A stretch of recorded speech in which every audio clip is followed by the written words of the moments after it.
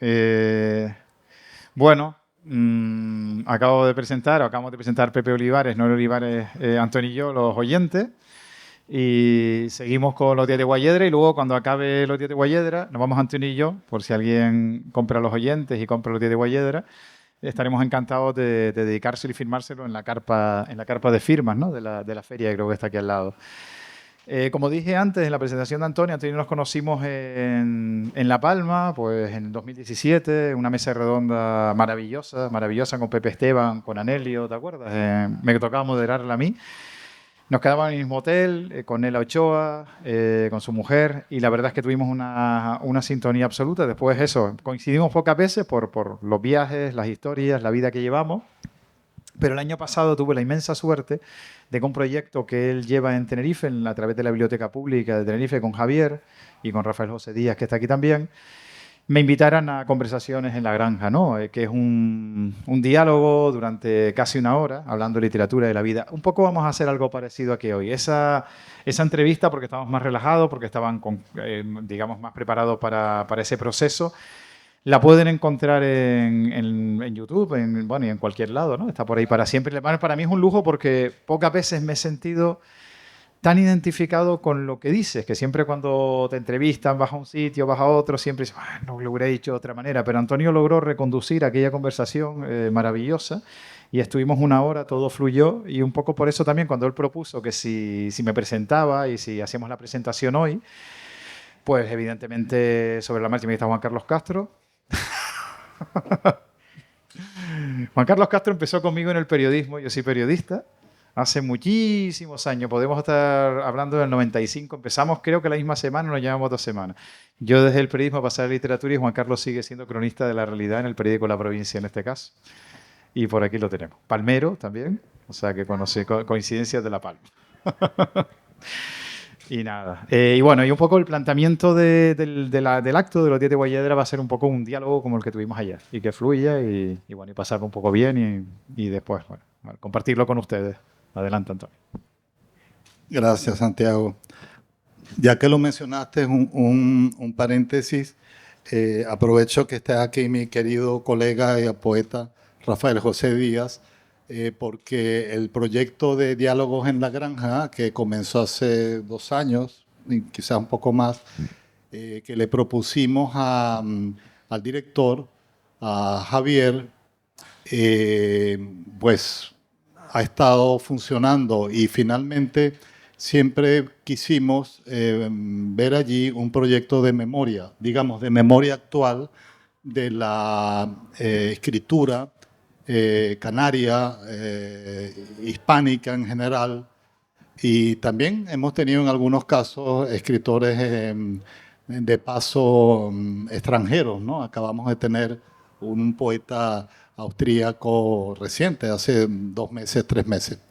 Ya que lo mencionas, Santiago, y tú has sido testigo, nos entusiasma mucho ese proyecto porque además son materiales que se pueden ver en YouTube todo el tiempo, están muy bien editados y repito, siento que se está haciendo allí un trabajo de memoria literaria de los escritores más interesantes de este momento, de distintas edades. Hay autores muy jóvenes, hay otros autores más bien consagrados. Y bueno, y nos mantenemos en ese trabajo. Yo me complace mucho estar con Santiago también. Hago el comentario de que uno a veces tiene acercamientos o amistades donde uno comienza a hablar y de pronto nos damos cuenta que hemos leído los mismos libros, que nos interesan los mismos autores, que leíste tal cosa, leíste la otra, los conocimientos, los viajes. Y en el caso de Santiago, pues ha habido como mucha correspondencia y cada vez que lo veo y que hablamos, es igual, ¿no? El sentimiento es mutuo. Y me complace mucho estar conversando con él acá. Como él acaba de decir también, grabamos su programa el año pasado, no hace mucho, y la verdad es que quedó muy bien. Y ese documento lo pueden ver en cualquier momento. Yo estoy bajo el impacto muy reciente de su novela, de la que vamos a presentar, y quiero hacerte una primera impresión o una primera pregunta. Yo también he visto o he sentido que esa novela va hacia atrás, que esa novela, tu novela, no sé si llamarla biográfica, eso no tendría mucha importancia, pero, y sería esa la primera pregunta, ¿qué te ha llevado a específicamente retratar ese periodo que yo llamaría como de juventud, donde los personajes están como entre adolescentes y adultos, las cosas que hacían, la relación con la naturaleza, con la playa, los ritos, ¿no?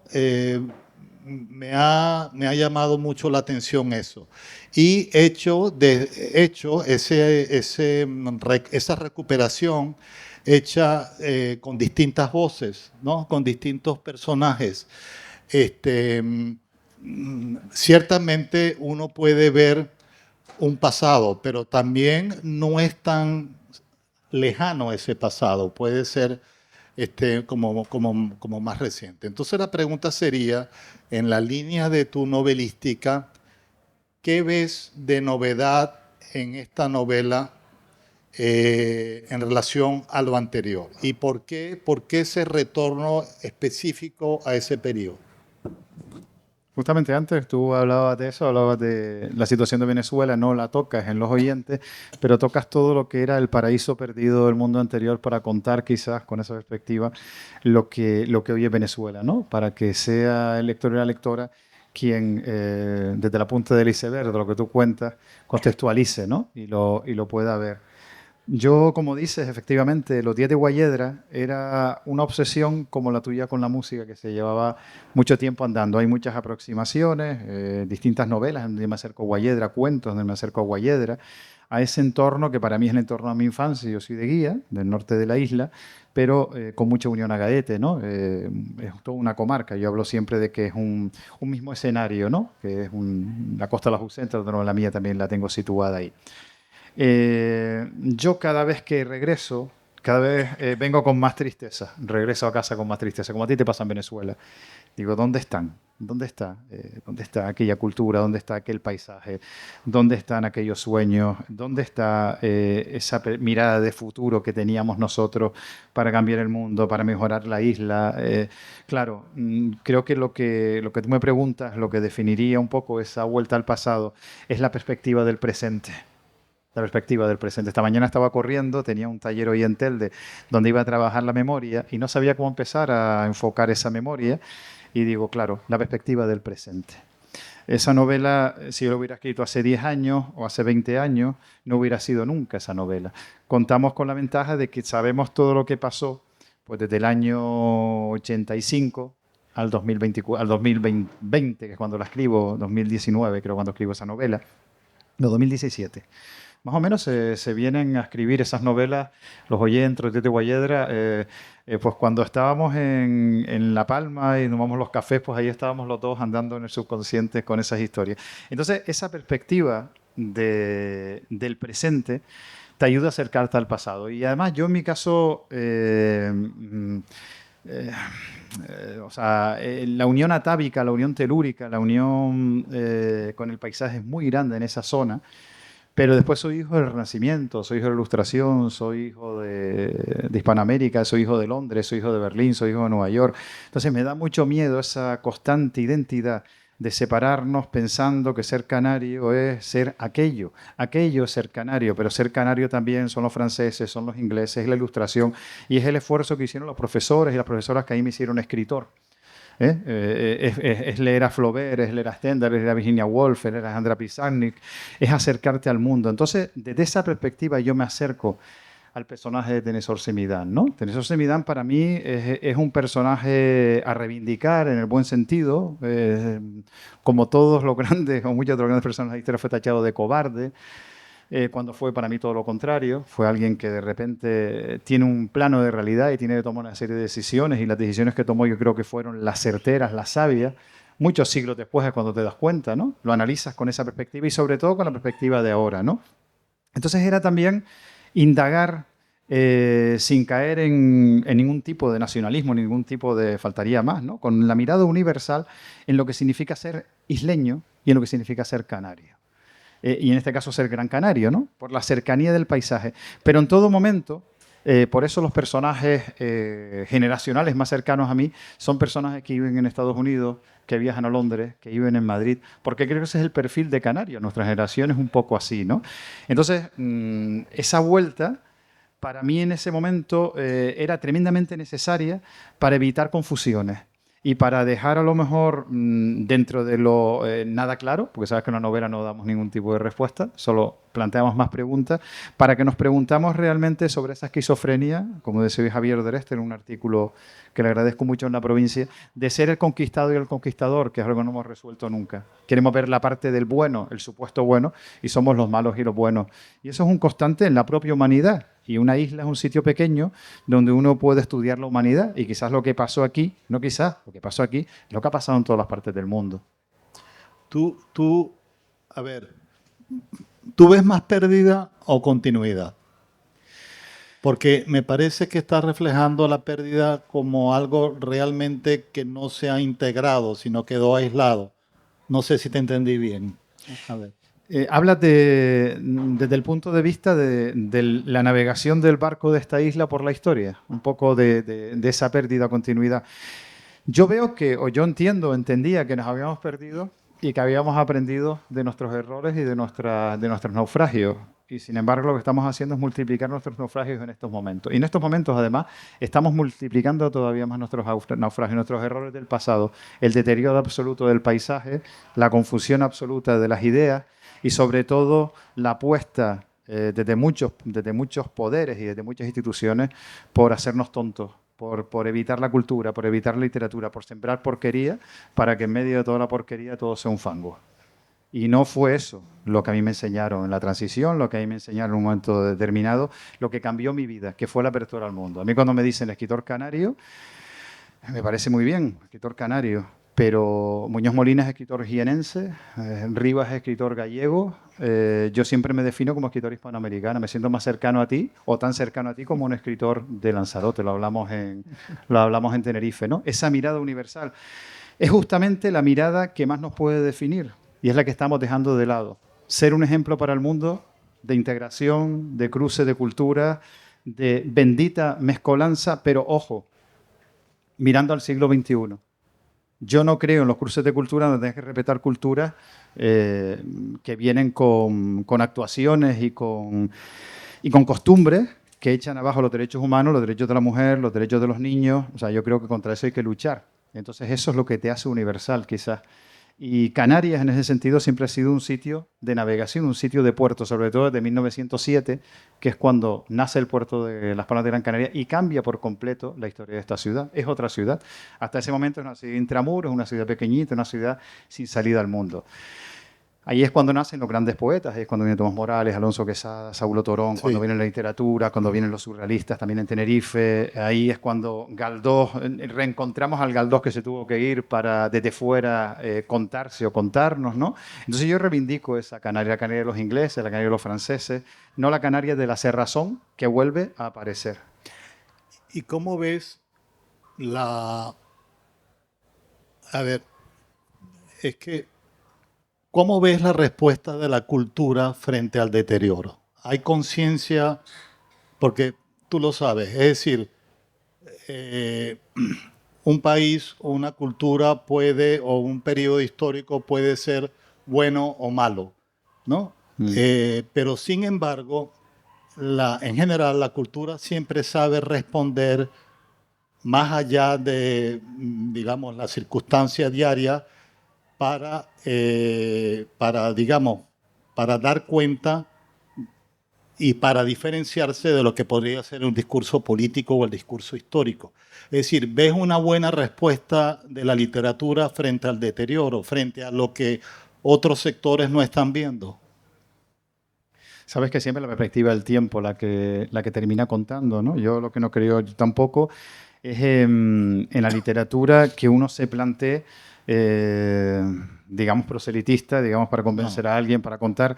Evidentemente, si uno se cuenta, tú hablabas antes del alma, uno se cuenta de lo que realmente es importante, que es el ser humano que eres, el ser humano con el que convives. Evidentemente, si tú vas a una novela o si tú vas a un cuento, si tú vas a una historia en la Canarias de los últimos 20 años, hay una serie de argumentos que tienes que aparecer y que tienes que preguntarte. Para eso escribimos novelas, ¿no? Para tratar de poner luz, pero creo que es un trabajo completamente individual, completamente personal, ¿no? El trabajo del dolor de la pérdida del paisaje, en mi caso, por ejemplo, en el norte, ¿no? El no reconocer los charcos de mi infancia, el paisaje de Agaete, qué bonito es Agaete cuando va la gente, digo, no, Agaete era el paraíso que a mí, ¡buah!, que me quitaron, el convertir Guía, Gáldar y Arucas en pueblos ahora mismo sin personalidad, donde arrasan con todas las plataneras, con todo lo que eran los paisajes, y quedarnos exactamente igual. Y la voz de la cultura cada vez interesa menos, cada vez se tiende a confundir lo que uno entendía por cultura cuando veía una serie de referentes, y hoy cualquiera puede ser referente con cualquier tontería.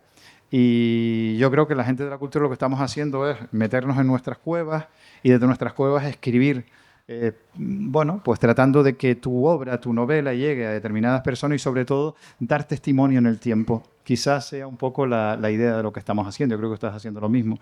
Dejar pistas para que dentro de 50 o 60 años, si quieren saber cómo éramos, pues que vayan algunos de nosotros y que nosotros demos unos puntos de vista personales de cómo nos sentíamos y qué es lo que vivíamos, ¿no? Desde el punto de vista del ser humano, de lo que a mí me interesa, de lo que es eterno, de lo que es tu paso o el tránsito de las personas, de los individuos, de las almas por estos paisajes. Tú sabes muy bien, lo hemos hablado también, que eh, no siempre un gran libro literario está en sintonía con su tiempo. Es así. O Es así. que los oyentes o los públicos no siempre saben percibir, ¿no? Moby Dick fue reconocido Moby Dick, muchos por años ejemplo. después, fue un auténtico fracaso. Sí. Yo estoy ahora, que lo hablaba con Pepe Olivares, yo no había leído el Tristan Shandy de Lauren Stern. Me venía por Kundera, me venía por Nabokov, me venía por Auster, me venía por Faulkner, todo el mundo habló de ese libro. Evidentemente, estoy leyendo ese libro estos días, le agradezco a la vida que me diera la posibilidad de vivir una serie de años más en el planeta para poder acceder a ese libro, porque me hubiera ido mucho menos feliz y mucho menos sabio. Y efectivamente, Tristan Shandy me está contando a mí en estos precisos momentos que escribieron en el siglo XVIII. Para mí ese es el libro que nos cuenta para todos los tiempos y para todas las personas. Creo que eso es un clásico, lo que hemos hablado siempre, ¿no? No lo que quieren poner de moda y no lo que quieren hacernos pasar por lo que cuenta nuestro tiempo. Uno tiene que asumir el divino fracaso que decía Cansino Hassen, o cómo era el título de Julio Ramón Ribeiro, Tentación del fracaso, la tentación del fracaso. Uno cuando escribe tiene que asumirlo, yo lo digo siempre en mis talleres. Sí, puedes dar un pelotazo, puedes tener un éxito con un libro, vender un poquito más, pero olvídate, tómatelo como esa carrera de fondo necesaria para ti, primero que nadie, y bueno, para el mundo, ya que pasas por aquí, ya que tienes una serie de años y que desaparecerás, por lo menos dejar algo que deje testimonio de tu paso por el mundo, con toda tu buena intención y con todas tus imperfecciones, ¿no? Que es lo que hace una obra de arte, la imperfección, no la inteligencia artificial. Claro. Vamos a volver a la novela. Me gustaría que me hablaras y les hablaras al público, que me parece muy interesante, el planteamiento de las voces. Las voces asociadas, por supuesto, a personajes, los distintos tipos de voces. Me llamó la atención la del primer personaje, que es una chica. Este que se va para Milwaukee, que me pareció otro destino. Wisconsin. Wisconsin. Wisconsin, que además la capital, Wisconsin. en el último momento ya corrigiendo, me dijeron la capital que estaba equivocado, porque no... ¿Por qué, a ver, por qué esa idea de las voces? ¿Cómo surgió? ¿Por qué quisiste articular, digamos, cada una de las voces narrativas de esa manera? Mira, yo la novela, la primera voz que escribo es la cuarta voz de la novela, de la que está definitivamente en la novela, que es la de Tennesor Semidán. Era un diálogo con una buscada prosa poética, o sea, una prosa poética muy, muy buscada, casi poesía, casi la iba escuchando mientras iba leyendo, casi como si escribieras un poema largo. Bueno, y trataba de que tuviera ese sonido de mar, esa nostalgia, esa melancolía. esa sombra de Fanek, esa sombra de Tamadaba, que esa novela sonara así, que es la primera persona de Tennesor Semidán. Y ahí hubiera terminado la novela. Termino esa parte y noto que falta algo, ¿no? Noto que falta algo. Digo, bueno, sí, vas a poner a Tennesor Semidán. Está muy bien, lo que te lo imaginas porque no se sabe nada de él, lo recreas literariamente.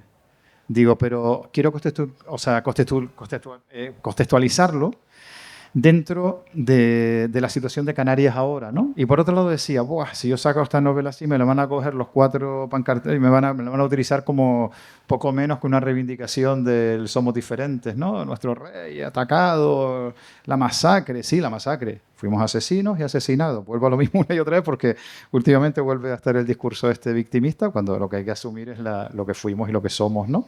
Entonces, lo que hago es crear personajes, crear distintos personajes que contextualizaran en el siglo XXI el personaje derrotado que es cualquier ser humano en cualquier parte del tiempo, ¿no? La derrota es igual en cualquier parte del tiempo. Quien pierde todo, quien pierde un amor, quien pierde un trabajo, bueno, o su dedicación, a quien se le cae todo el mundo en un momento determinado va a sentirse igual en cualquier momento. Entonces yo contextualizo con personajes de la Canarias actual, de mi generación. Y al mismo tiempo me sirve para contar gran parte de nuestras obsesiones, de nuestras músicas. En mi caso no es rock progresivo, en mi casa aparecen todos los cantautores y todo lo que escuchábamos entonces en Agaete, tocando la guitarra, los boleros. Entonces me servía para a su vez también, ya sabes, armar literariamente. O sea, digamos, tienes el magma, ¿no? Sabes que tienes ahí algo que vibra bastante, pero que tienes que técnicamente hacerlo creíble, ¿no? Entonces yo quise buscar una serie de referentes en las distintas voces que enlazaran con ese personaje, el niño autista que pinta en la arena y pinta en la arena, el Bosco que dibuja el niño autista y que aparece paseando por Guayedra con Tennesor Semidán, coincidieron al mismo tiempo. Nieves Rivero, que es un personaje que yo tengo en La Costa de los Ausentes, que es el personaje que más se parece a mí. Es una mujer y es el personaje que más utilizo yo para contarme yo. Sí. O sea, Nieves, por ejemplo, de Agaete y estudia en Guía. Yo soy de Guía, iba a Agaete. Nieves se va a Londres, yo me voy a Londres. Nieves va a Madrid. O sea, es el personaje que yo recreo, que de hecho, en una novela que espero sacar el año que viene, La Madre y la Palabra, está Nieves Rivero también. Vuelve a aparecer como aparece en esta novela. Entonces, toda esa contextualización tenía que ver con la trama estructural de la novela, con volver universal a Tennesor Semidán y con darle credibilidad. Que en un momento dado, el lector o la lectora a quien tú apelas, que es la inteligencia, viera el anacoreta, vieran ese personaje que están buscando, los personajes iniciales, lo vislumbrara en Tennesor Semidán. También para que Tennesor Semidán pudiera utilizar mi lenguaje. Pudiera hablar de Jorge Manrique, pudiera hablar de Marco Aurelio, pudiera hablar de todos los referentes y pudiera hablar en español o en castellano. Sí es novela, pero una novela tiene que ser lo más creíble posible. Entonces fue una forma de estructurar todo eso. Luego yo tenía un epílogo donde cerraba perfectamente toda esa historia. Entonces cae en manos de una persona prodigiosa, maravillosa, que tiene mucho que ver con la acogida de esta novela, que yo al principio decía, es un poco rara, las voces, no es lineal, que es Victoriano Santana Sanjurjo, que es el editor literario de la novela. Entonces yo con Victoriano ahora estamos trabajando en un libro de cuentos que sacamos a final de año y vamos a sacar otra novela, porque es como alguien caído del cielo que te va a corregir una novela, pero te la corrige con las recomendaciones literarias que uno agradece, ¿no? Y entonces Victoriano me dijo, Santiago, ¿por qué no te cargas el epílogo? ¿Qué estás diciendo? ¿Qué estás diciendo? Si el epílogo son 25 páginas, lo más que me gusta a mí, y además le doy sentido a todo. No. Rompe el epílogo y dejan que sean los lectores los que saquen las conclusiones de la historia. No se lo ponga fácil. Yo, a día de hoy todavía, me llego a arrepentir algún día, pero no se equivocó. Funcionó. Y luego la novela se dividía en partes. Me dijo, ¿qué te parece si en lugar de parte ponemos voces? Digo, ¡buah! Es que es así, porque son voces. Son voces que van apareciendo. No son capítulos, no son secciones, no son subcapítulos, son voces. Entonces, gran parte de la posibilidad de esta novela tiene que ver con Victoriano Santana Sanjurjo, que hoy no puede estar por aquí, pero tenía esa inmensa suerte de dar con un editor literario, que sabes lo importante que es, tú que estás en pretexto, no corregir con el corrector, que te corrige las erratas, los errores, y que tienes que verte las peleas con los correctores, que te empiezan a plantear, sin haber escrito una novela, quieren corregir una novela.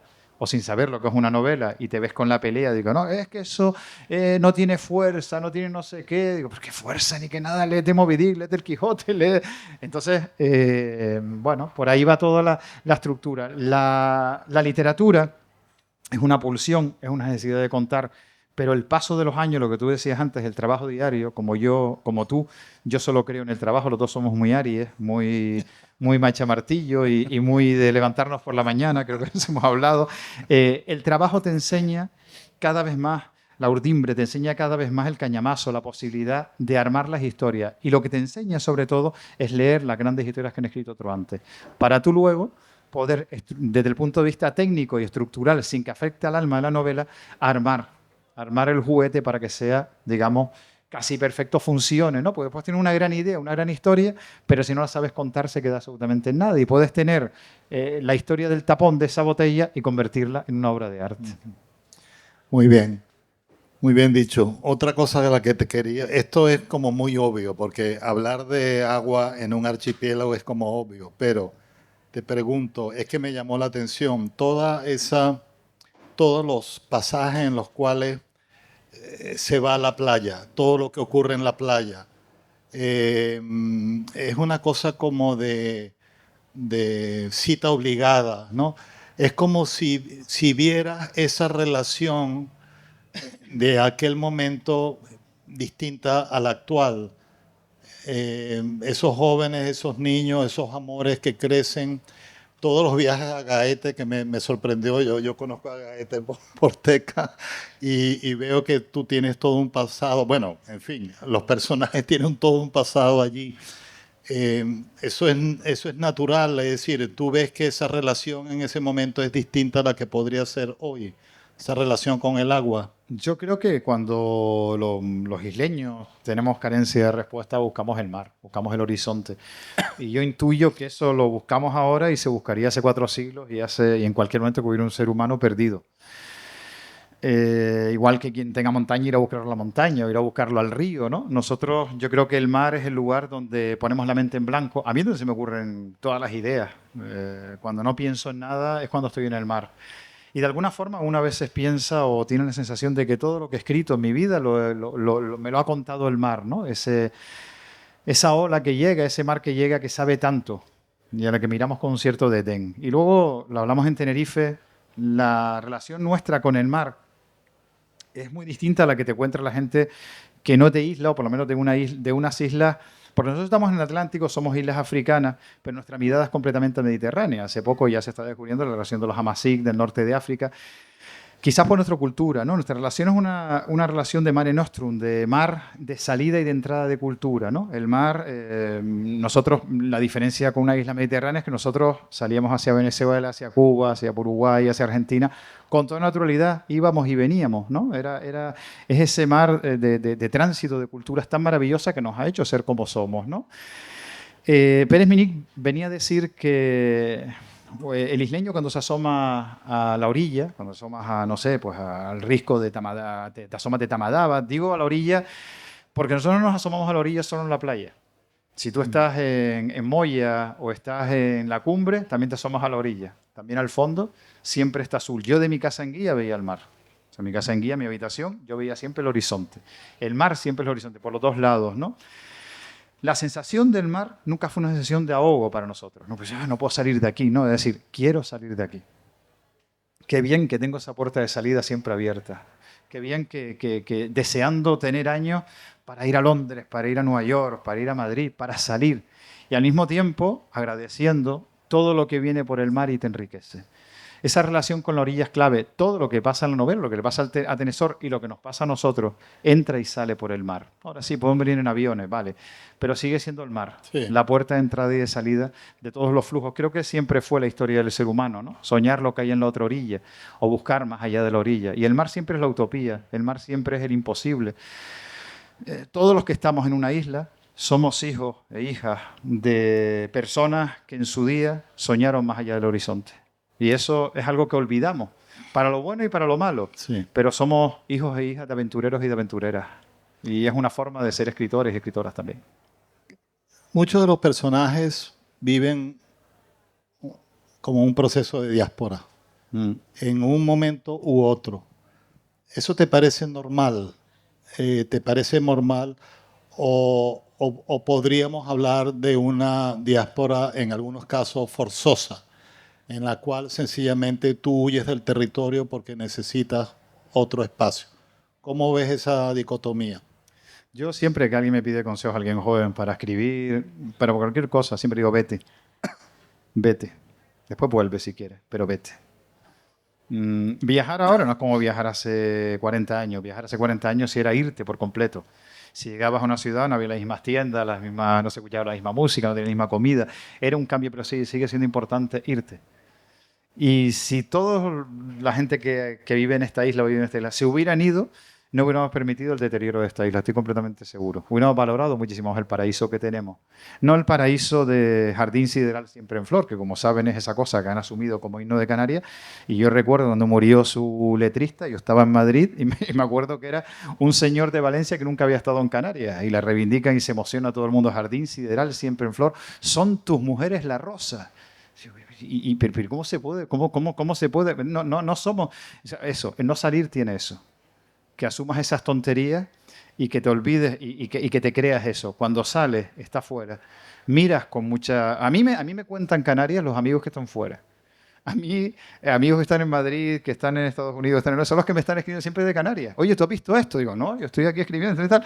Son los que están pendientes porque son los que les duele lo que ven de fuera. Pero ¿cómo pueden hacer esto? ¿Cómo pueden hacer lo otro? Entonces, claro que es necesario irse.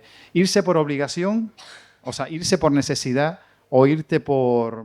Está en necesidad económica. Nuestros abuelos, nuestros antepasados, todo Venezuela está impregnado de esa salida. No seríamos los que somos, te lo dije antes, que gran parte de nuestro cosmopolitismo, nuestra diferencia con la península, es ese contacto con Cuba y Venezuela, sobre todo con Venezuela. Los venezolanos, las familiares y los amigos que llegaban a los entornos rurales, a los entornos sobre todo los que no somos de la capital, nos venían con un mundo, con ese rock alternativo, ese rock sinfónico que cuentas tú en tu novela, con las modas de Estados Unidos, y eso nos parecía, pero nos hacía cosmopolitas, nos hacía soñar, porque yo también quiero ir allí, yo quiero conocer aquello. Pero la diáspora creo que forma parte, como decía antes, del ser humano. El ser humano, si realmente buscas no respuestas, sino nuevas preguntas, siempre tienes que salir al horizonte, tienes que salir fuera. Yo me tuve que ir en su día, pero claro, cuando hablamos de cuando yo me fui, vamos, era un ahogo, ¿no? En ese caso no ahogo, sino la necesidad de comerme el mundo, de que el mar estaba delante de mí y no lo estaba aprovechando, ¿no? Es decir, si lo tengo ahí, si solo tengo que salir, no tengo que atravesar 5 cordilleras para estar en otro lado. Entonces, a mí me salvó la vida irme, evidentemente. Ya me había ido mucho antes por los libros. Ya había viajado mucho antes por los libros, ¿no? A mí me cambia la vida Rojo y Negro de Stendhal, me la cambia Madame Bovary, me la cambia Don Quijote, me la cambia Galdós. Claro. O sea, ya había viajado antes, pero yo quería estar allí. Yo quería estar como Julián Soler en París. O quería estar paseando por... Nos estamos muy marcados también por la música, ¿no? Por los Beatles, ¿no? Transitar por Liverpool y transitar por Piccadilly o por Abbey Road, ¿no? Entonces esa diáspora creo que no solo es necesaria, y yo, vamos, bendigo la sociedad que tenemos ahora, la suerte que tienen los universitarios, la gente que está estudiando con becas y demás, de poder irse a un Erasmus. Digo, qué bien, porque ves ese cambio, esa posibilidad. Creo que ahí hay un nacionalista menos y hay un universal más. Tú que eres un gran observador y también un gran crítico, ¿cómo crees que está tratando la narrativa canaria el referente canario? ¿Tú crees que lo está tratando de una manera plena? ¿Tú más bien echas en falta como un esfuerzo, en fin, eso siempre es un tema polémico, pero ¿cómo lo ves tú? Mira, justamente yo tenía que sacar este tema porque para mí es muy emocionante estar aquí. No lo quise sacar antes para no emocionarme antes. Estamos en la carpa Alexis Ravelo. Alexis estaba con nosotros en La Palma cuando nos conocimos en 2017. Además, en el mismo hotel desayunábamos juntos todas las mañanas y nos montaba la juerga por la noche y no nos dejaba dormir. Movía todo el mundo con la guitarra. Estamos ahí en una carpa ahí que se llama Dolores Campos Herrero. Otra grandísima amiga. Ellos, Lola, Emilio, que estará, a lo mejor está por aquí también, pero Lola y Alexis, por ejemplo, Pepe Correa, un servidor, mucha gente que estamos haciendo literatura desde hace años, creo que nosotros nos quitamos ese complejo absoluto de escribir de Canarias, con toda naturalidad. Y podemos citar una novela en Londres, una novela en Guía o en Las Palmas, con toda naturalidad. Creo que ese es el gran salto, quizás, de eso que llaman literatura canaria, que volvemos a lo mismo, que lo ponemos en cuarentena. Vamos a hablar de lo que se escribe en Canarias, porque literatura canaria estás haciendo tú ahora, los oyentes, literatura canaria, lo has escrito aquí. Eso es literatura canaria. Sí. Lo que se escribe en Canarias en este momento con lo que te regala el entorno, el paisaje, la perspectiva esta del presente. Creo que las nuevas generaciones, no digo las que vienen después de nosotros, ya contamos lo urbano, lo tenemos todo con toda naturalidad. Creo que ese es el gran salto. Y el gran salto para que los que vengan dentro de 100 o 150 años un poco tengan diferentes puntos de vista, no solo uno o dos, como había antes, que había 1, 2, 3 escritores que era un verso suelto, que eran capaces de contar. No, no, no. Ahora somos más de 100 personas o más de 50 personas en las islas contándonos ahora mismo en narrativa, por ejemplo. Algo que era casi impensable hace años. Recuerdo cuando el G21, lo difícil que era, cuando tal, esa cosa que bueno. Pero ahora abres y dices, no, es que escribe todo el mundo novelas, sí. Mucha gente interpretando la realidad. Después ya se verá quién está y quién no. Ahí está Andrea Abreu, que salió de la noche a la mañana, no existía y nos aparece con un novelón, para mí un novelón. Cuando apareció, para mí fue un soplo de aire fresco, decir, bueno, ¿esta mujer de dónde salió? No la conocía de nada, me llama Alicia y Arena, Nora Navarro, lee este libro. Y yo no voy a entrar en su calidad literaria, no, yo voy a entrar en lo que fue la frescura de esa que después no solo pasó aquí, pasó a nivel mundial, ¿no? Entonces hay muchas voces, mucha gente, mucha posibilidad, y creo que eso es algo que tenemos que celebrar, no como literatura canaria, como territorio que se está contando a sí mismo, que está teniendo muchas miradas y muchos puntos de vista totalmente distintos. O sea, la ciudad que yo cuento no se parece absolutamente nada a la ciudad que cuenta Alexis. O que más parecida a la de Lola ya teníamos otro punto. O, por ejemplo, Alexis José Luis Correa no se parecen nada con dos detectives, con Ricardo Blanco, Horario Monroy, andando por estas calles, pero es que andan por estas calles. Y si tú caminas ahora por ir por la calle Murgues, a ver si me encuentro a Ladio. Y si te vas a la isleta, a ver si veo a Ricardo Blanco. Entonces, dice, esa naturalidad de la literatura, contándonos desde el territorio, pero habiendo bebido en las aguas universales, no contándonos con el folclorismo, con el simplismo, con la cursilería o con lo pequeño, no. Alexis y Pepe, en Novela Negra, por ejemplo, han leído a todos los grandes, y una vez han leído a todos los grandes, una vez tienen todas las referencias clásicas, crean literatura desde lo pequeño para hacerlo grande, no para hacerlo pequeño. ¿Y qué diagnóstico harías en torno a la poesía? Son camisa 11 varas. Bueno, yo particularmente, yo creo que en poesía en Canarias el nivel es muy, muy alto. Mucho más alto que la narrativa. La narrativa está empezando a avanzar, pero si doy nombres, aquí hay varios, 2 o 3 poetas de los que más admiro, pero no quiero dar nombres porque se me van a quedar 5 o 6 fuera. Podía darte tranquilamente 10 o 15 nombres. Y te daría 10 o 15 nombres que no es literatura canaria, que es literatura universal. Que para mí esos 10 o 15 nombres estarían en lo mejor que se está escribiendo ahora mismo en Hispanoamérica en poesía. Es una mirada además muy certera, muy sabia, muy arriesgada. Hombres, mujeres, diferentes generaciones están confluyendo en una generación que tiene 80, 70 años con generaciones de 30, 25, 30 años y se está creando un cruce poético maravilloso. Ese quizás sea la gran noticia que podemos tener. Seguimos en esa estela y además conviviendo. No, pero es que todo el mundo escribe poesía, ¿sí? Todo el mundo empezamos a escribir poesía. Todo el mundo empezamos a escribir poesías malas y novelas malas y relatos malos. Es que nadie nace escribiendo. Es que es un proceso que luego el tiempo va poniendo a cada uno en su sitio y a veces tienes suerte y te caen los 4 libros que te ayudan, o los 4 amigos, o los 4 viajes, o a veces no. Pero todos pasamos por un proceso de aprendizaje. El que le da patadas a un balón, sí, aparece un Messi de vez en cuando, pero es una cuestión de trabajo, de suerte, de años. Y yo, como he visto tantos cambios, el primero el mío, es decir, cómo escribía yo hace 30 años y cómo escribo ahora. No es que escriba mejor o peor de cara a tal, sino lo que no sabía hacer entonces y puedo hacer ahora, desde el trabajo. Porque solo creo en el trabajo y lo hemos hablado un montón de veces, ¿no? Creo que nosotros descubrimos hace mucho tiempo que no existe el talento, existe el trabajo, existe ponerte día a día con humildad, existe aprender de los que están antes que tú con esa humildad, no ser soberbio, pero tampoco ser humilde, que ahí está siempre el problema que tenemos, ¿no? Si uno va a escribir una novela, tiene que aspirar a que sea la mejor novela que se ha escrito jamás. Si no, no la escriba. Si no, no la escriba. ¿Cómo sientes esta novela tuya frente al contexto de tus novelas? ¿O qué sientes que has agregado que no lo habías hecho antes? Hombre, la suerte del paso del tiempo. Yo tengo novelas publicadas en las que no me hacían caso, pasaron muy desapercibidas porque no te hacían caso. Es una cuestión de tiempo, por eso también como periodista también sabemos que es un paso del tiempo, el hecho de ir ganando a lo mejor un público, bueno, y esa confianza que tú también te autogeneras para escribir.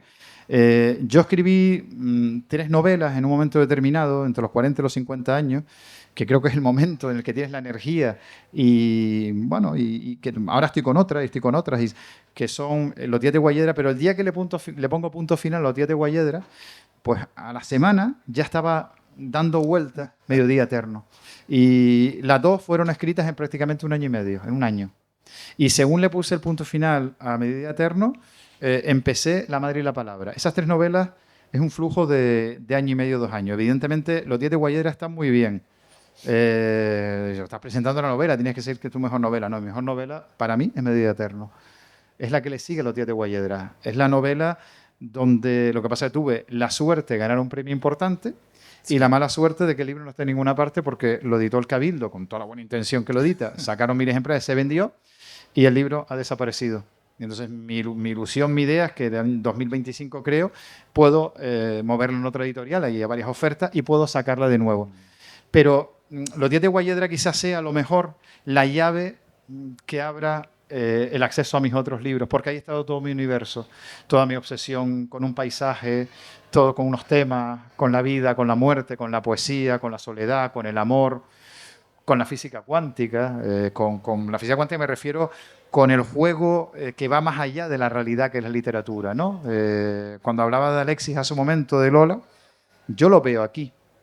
O sea, cualquiera de nosotros que conociéramos a Alexis y a Lola, solo tenemos que respirar hondo y decir, ¡guau! Esto es posible. Sí, esa conexión. Y si los lees, los vas a reconocer inmediatamente. Yo creo en esa magia de la literatura, en ese Paul Auster de la literatura, que fue el que a mí me enseñó toda esa música del azar, de las casualidades de los vuelos, y Kafka antes, que te lleva a seguir escribiendo en un mundo muy carpetobetónico, muy digamos... poco que quieren vender como poco con poca sustancia poética. Yo cada vez creo más en la sustancia poética de la vida, del universo, y en lo que pueda hacer la literatura a corto o medio plazo, ¿no? Creo que la literatura va a ser, aunque no va a ser minoritaria, porque ese diálogo de lector-autor, creo que esto lo decía Auster, va a ser cada vez más necesario. Uno, lo que le apetece, lo que estoy haciendo yo ahora mismo con Tristan Shandy, al que no paro de recomendarlo desde que entré a leerlo hace 2 semanas, ¿no?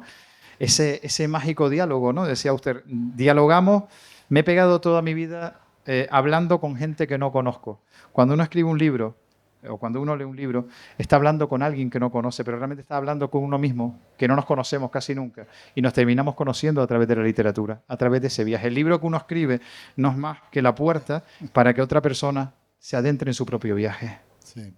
Una última pregunta porque nos están haciendo señas. Siempre es difícil, pero ¿tú sientes en este momento contigo mismo, desde el punto de vista de la narrativa, alguna asignatura pendiente? No. Estoy con un proceso de novela, estoy en una novela que me está gustando mucho, con un tono totalmente distinto, con humor, con otra historia que espero que esté ahí en unos meses. Pero yo he tenido la inmensa suerte de poder haber hecho en mi vida lo que quería hacer con mi vida. Para eso he renunciado a muchas cosas.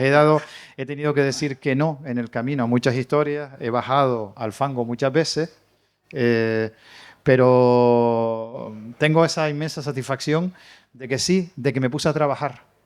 Porque podía haber estado toda mi vida, como estuve unos años, diciendo voy a ver si escribo, voy a escribir. No. En un momento determinado paré todo, trabajé duramente, aprendí y la vida me regaló aquello que yo fui buscando, ¿no? Pues proyecté y que de alguna forma vino. Y esos son regalos que te da la vida al sueño que tenías, al sueño que tenía delante del mar en Agaete, a lo mejor con 5 o 6 años, cuando miraba a Faneke preguntando de qué iba todo esto y ya creaba historias, ¿no? Está muy bien. Esta es una muy buena respuesta para despedirnos. Muchísimas gracias. Placer.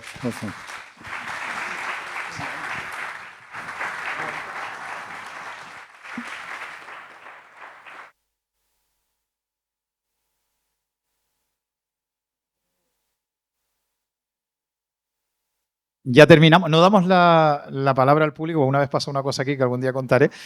Antonio y yo vamos a estar firmando. Antonio Los Oyentes de Guayedra, creo que en la carpa de la feria. Muchas gracias por estar aquí.